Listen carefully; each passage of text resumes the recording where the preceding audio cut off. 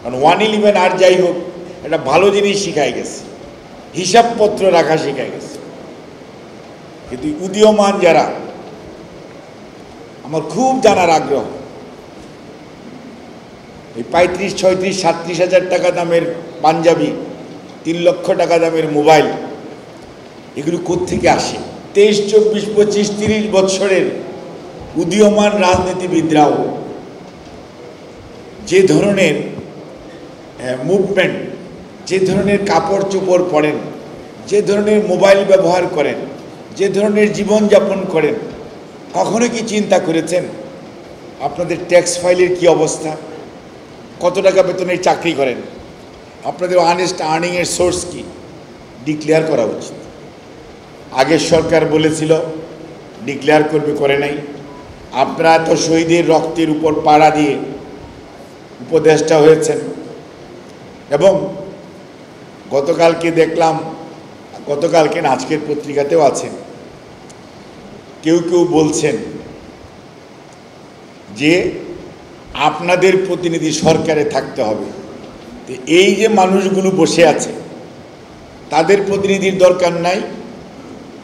ঢাকা বিশ্ববিদ্যালয় বন্ধ হওয়ার পর আন্দোলন তো মোটামুটি শেষ করে দেওয়া হয়েছিল।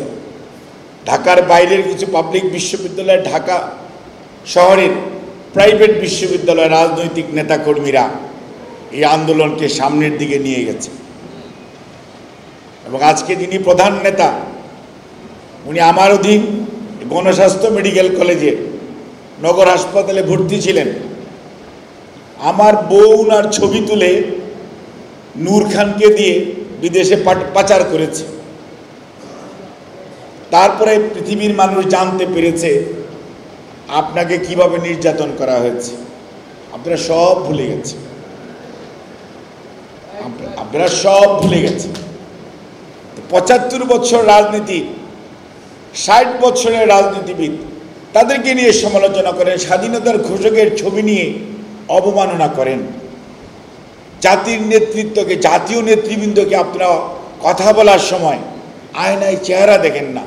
এই যদি হয় 30, 32, 25, 27 বৎসরের আগামীর ভবিষ্যৎ প্রজন্মের, আমি বলছি না সবাই একই মতো, but that is the reflection.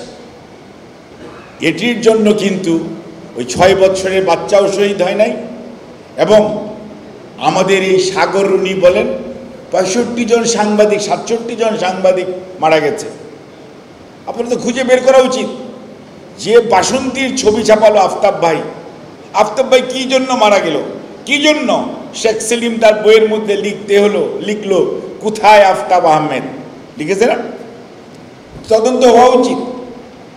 সাগর রুনির 120 বছর, 120 বার বোধহয় হয়ে গেছে, চার্জশিট আর আসে না।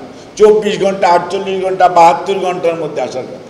70-75 বছর বয়সের পলিটিশিয়ান নয়তো বয়সের ভারে স্বার্থের জন্য এদিক সেদিক নড়াচড়া করতে পারে। 23, 24, 25, 30 বছরের উদীয়মান রাজনীতিবিদরাও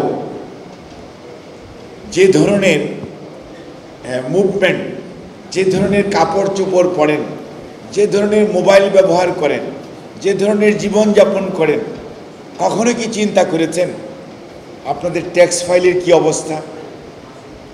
আমরা তো জেলখাটা মানুষ, হিসাব দিই এবং খরচ করার আগে হিসাবটা রাখি নেক্সট ট্যাক্স ফাইলে কি হবে।